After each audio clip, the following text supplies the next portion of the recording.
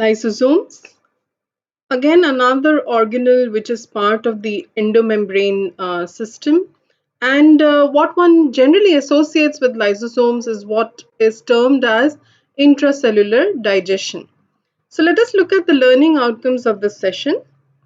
Lysosomes are membrane enclosed organelles containing acid hydrolases that are able to degrade intracellular macromolecules. Lysosomes are formed with vesicles that are pinching off from the trans-Golgi network containing proteins that have mannose-6-phosphate in their oligosaccharides. So basically, mannose-6-phosphate is the signature tag for all proteins that are destined to be present in the lysosomes. The lysosomes need to maintain an acid pH, which it does by pumping protons from the cytosol into the lysosome using proton pumps in the membrane of the lysosomes. Lysosomes play an important role in a phenomenon that is called as autophagy.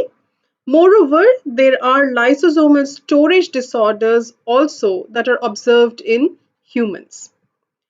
Now, when you look at the structure of lysosomes, you will find that the structure is very diverse, or rather, you can say it is quite heterogeneous because you have a lot of shapes and sizes depending on what is being digested within the lysosomes.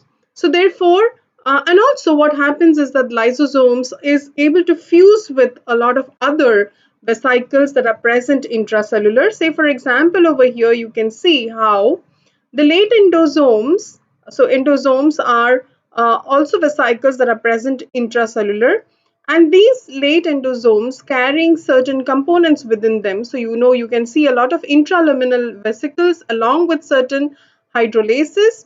They would fuse with lysosome to form what is called as endolysosome. Now, within the endolysosome, all the hydrolases that are present in the lysosome is able to break down the intraluminal vesicles and the components within the intraluminal vesicles. And after all the contents are broken down and released from the lysosome, then it comes back to a stage where it is more mature than before. So therefore, late endosomes can fuse with lysosomes to form endolysosomes in which the contents will be digested to form more mature lysosomes. So here you can see, if you look at the structure, it is different. When you look at just the lysosome, you can see that it is different, and hence under the electron microscope you find that the structures of the lysosomes are quite varied, although it is just single membrane vesicle, a single membrane bound organelle. Now, as mentioned earlier, the lysosome contains about more than 40 different acid hydrolases. 40 to 60 acid hydrolases are present within the lysosome. Say, for example, nucleases, proteases, glycosidases, lipases, phosphatases, sulfatases, phospholipases.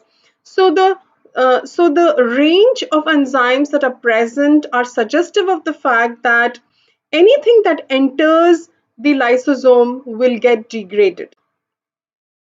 But one interesting point over here is this, that these enzymes that are present within the lysosome are active only within the lysosome because they are acid hydrolases. So if these enzymes are released into the cytosol, in the cytosol the pH is around 7. So at that pH, these enzymes are not active at all, and hence it is not going to degrade any macromolecule that is present in the cytosol. But a macromolecule that gets into the lysosome will definitely get degraded because inside the lysosome, the acid environment is maintained, and the pH is of around 4 to 5. At that pH, you will find that most of the acid hydrolases are active. So the question that comes up is therefore, how is it that the lysosomes are maintaining an acidic pH within? So on its membrane are present certain proton pumps, and these proton pumps belong to the vesicular type proton pumps. So there are several families of proton pumps. So this proton pumps, the family of proton pump that is present on the lysosome is the V type proton pumps. So they can use energy and pump in H plus. So as more and more H plus is pumped in from the cytosol, you will find that the pH of the environment within the lysosome is going to slowly gradually decrease, and so you will find that as the lysosome fuses with endolysosomes, etc., every time it has to bring in its pH to 5 so that the hydrolases are functional. So that is something that is very important associated with the lysosomes.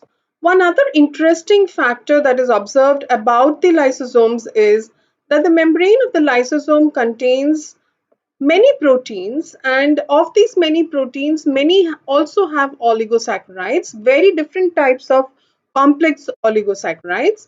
And these oligosaccharides actually protect the membrane of the lysosome from the acid hydrolases present within. So this is how the oligosaccharides form a kind of barrier to the acid hydrolases, and therefore the lysosome membrane itself is not going to get affected. Another important fact about the lysosome in the membranes is that the membrane contains a lot of transporters. So once the acid hydrolases degrade the complex macromolecules into simple molecules, so for example, proteins get degraded into amino acids, or nucleic acids get degraded into nucleotides, or lipids get degraded into fatty acids. Likewise, when you get basic molecular building products, those products um, are transported out of the lysosome through the transporters that are present in the membrane. So there are many transporters, therefore, that are present in the membrane of the lysosome. Now you must understand all these proteins that are formed in the lysosome originate or are synthesized in the rough endoplasmic reticulum. From the rough endoplasmic reticulum, they would go to the Golgi. In the Golgi, they would be modified in order to ensure that these proteins are sorted and they move on to the lysosome itself. One another important factor here is that most of the acid hydrolases, even within the lysosome, are existing in an inactive form, and they need a certain acid pH to remove or carry out a proteolytic cleavage to make these acid hydrolases active. So when these acid hydrolases come from the ER and Golgi, they are in the inactive form. Only when they enter the lysosome, they get converted into the active form, and that is thanks to the pH that is present in the lysosomes. Now let us look at the functionalities that are associated with the lysosomes per se. And as we understand, within the lysosome, because there are acid hydrolases, you see what is called as digestion or intracellular digestion. So there are four pathways to degradation in lysosomes, and therefore you must understand that depending on what the cell type is, the lysosome is going to carry out a relevant function or a relevant consequence or a relevant thing that the cell needs to be done. So for example, let us begin with endocytosis. So many cells actually take up solute particles from the outside through endocytosis. So you know that you have invagination, you have the vesicle pinching off, and this what is formed are the early endosomes. These early endosomes would, fuse with few more vesicles to form what is called as late endosomes. And then these late endosomes will fuse with lysosomes to form endolysosomes. When they fuse to form endolysosomes, all the components that are present within the endosome will be degraded by the acid hydrolases present inside the lysosomes. So, therefore, all the products that are formed will be eventually released into the cytoplasm. Some of the products will remain in the cytoplasm to be used by the cell, while some of the products can be secreted out. If they are not required by the cell, then they can be excreted out. So, You can see how through endocytosis a cell can get food. Also, what we mean is that the basic building blocks can be made available to the cell through the process of endocytosis. So effectively, the way the lysosome functions is going to remain the same. Now let us look at neutrophils or phagocytes basically.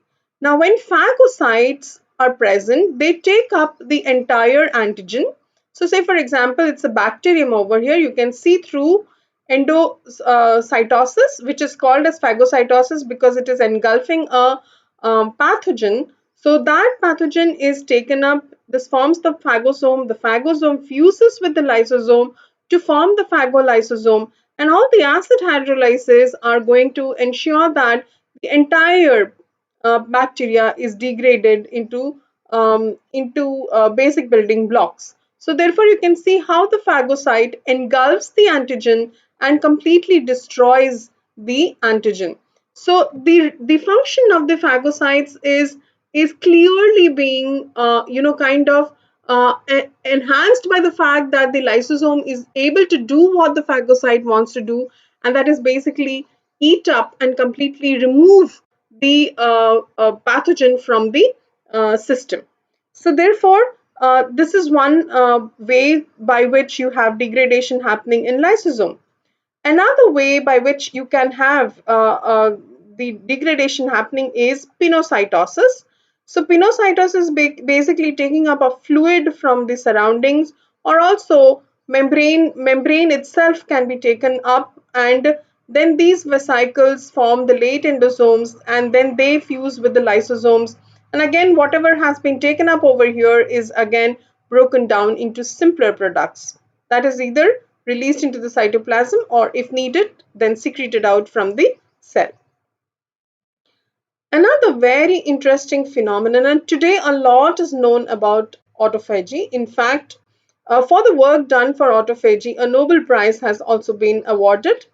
The autophagy is basically looking at a similar process of digestion, but autophagy, as the word suggests, auto means its own components, that is, the cell's own components can be engulfed into a vesicle to form what is called as autophagosome. So, for example, you have a mitochondria that has become defective or that is not working properly, then there is no role for this mitochondria inside the cell, and so therefore the mitochondria is incorporated into an autophagosome, and that is fusing with the lysosome. So the acid hydrolases will degrade the mitochondria completely. So damaged organelles or defective organelles can be at autophagocytosed and can be removed by the cell. So that is also a very important phenomenon that is carried out by lysosomes. Now let us take a glimpse of how all the proteins that have to be present in the lysosomes come into the lysosomes. So all proteins that are destined, or all cargo that are destined to be within the lysosomes, have typically an oligosaccharide. So this is the protein. So this is the lysosomal hydrolase with the oligosaccharide, and we know that this N-linked oligosaccharide, this entire structure is formed in the ER itself. But then once this goes to the Golgi, within the Golgi, what is added to the oligosaccharide is a mannose-6 phosphate. So mannose-6 phosphate becomes a unique marker for the lysosomal proteins. So any protein that has to go to the lysosome is being added mannose-6 phosphate. So mannose-6 phosphate becomes the signature tag for any protein that is destined to be in the lysosome. So the hydrolases have N-linked glycosylation in ER, and then mannose-6 phosphate is added in the cis cisternae of the Golgi. So as you can see over here in the Golgi apparatus, you can see the lysosomal hydrolase precursors which contain mannose. To that you have the phosphate added, and then they go to the trans-Golgi network. Once they reach the trans-Golgi network, in the trans-Golgi network is present mannose-6 phosphate receptors. These mannose 6-phosphate receptors have a signal patch that can recognize all proteins that have mannose 6-phosphate. So the proteins that have mannose 6-phosphate signature on them will bind to the mannose 6-phosphate receptor. As you can see, the clathrine is going to coat vesicles containing the M6 phosphate receptor and the M6 phosphate containing proteins. Then they are transported and they form what is they will either be transported to an existing lysosome, or they will be transported to an endosome, and then the endosome will mature into lysosome. Any of that can be possible.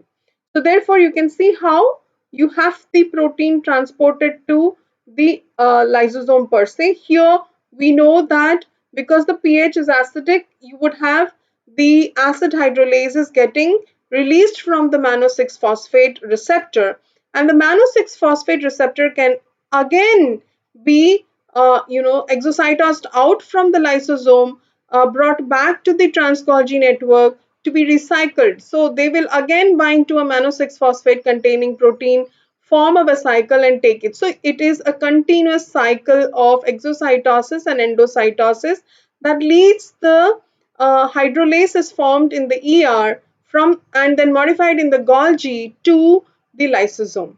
So you can see how you have vesicular trafficking happening between the Golgi and the lysosomes, and this is how the lysosomes will get all its acid hydrolases. Now, what can also happen is that from the plasma membrane, you can have endocytosis, and so you will have these endosomes being formed. So the early endosomes will take up more vesicles from the intracellular, also take up vesicles containing hydrolases, and then slowly, gradually, what you can see is that you would have several of these vesicles fusing together to form the late endosome, and then the late endosome will fuse with an existing lysosome to become endolysosome, and whatever content is present in the endosome is going to get degraded. So this is also how you have from Golgi you would have the hydrolases being carried along with the endosomes, but only when they are part of the lysosome where you have the pH maintained, you will have the hydrolase becoming active, and also the hydrolase being released only in the lysosomes. So these are the different ways by which you have the hydrolases moving on to the lysosome. Now, the same thing again, just to look at in a little more detail. So you can see how N-linked oligosaccharide with a terminal mannose residue in the cis cisternae of the Golgi is actually binding to an enzyme which is called as N-acetylglucosamine phosphotransferase. So this has a UDP that is present along with N-acetylglucosamine. So what happens is first the N-acetylglucosamine with the phosphate is attached to the mannose, and then once it is attached to the mannose, then the N-acetylglucosamine phosphotransferase will basically attach the phosphate to the mannose, so it becomes mannose 6-phosphate as you can see over here, and the glucosamine that is there is going to be released. So therefore this is how you have the M6P being formed on the mannose that is present on the acid hydrolase. So this is actually what is happening at the cis cisternae, and this is the signature tag that is added to all lysosomal proteins. Now, say for example, you have a defect in the N-acetylglucosamine phosphotransferase, then it has been associated with lysosome storage diseases. So, if any of the enzymes are defective and you don't have a proper hydrolase being formed, or you don't have it getting transported to the lysosome, then you will not have a proper lysosome being formed, and there will be a disease associated with that. So let us come to the conclusions. Lysosomes contain 40 to 50 different acid hydrolases such as nucleases, lipases, proteases, etc. that are able to degrade complex molecules into simple products. These acid hydrolases are functional only inside the lysosomes. As the required pH for enzymatic cleavage is maintained, inside the lysosome by the V-type proton pumps. The lysosomal hydrolases are added the signature tag of mannose-6-phosphate in the Golgi and then sorted in the trans-Golgi network by mannose-6-phosphate receptors into vesicles that eventually move to lysosomes. The lysosomes, due to its intracellular digestion, are associated with endocytosis, pinocytosis, phagocytosis, and autophagy. So lysosomes, also known as suicide bags, the reason they are called as suicide bags is any molecule that enters the lysosome is going to be degraded. So they are an organelle of the endomembrane network with vesicles delivering cargo from the Golgi from outside the cell to the lysosomes to get simple products that are either reused or they are excreted. Thank you.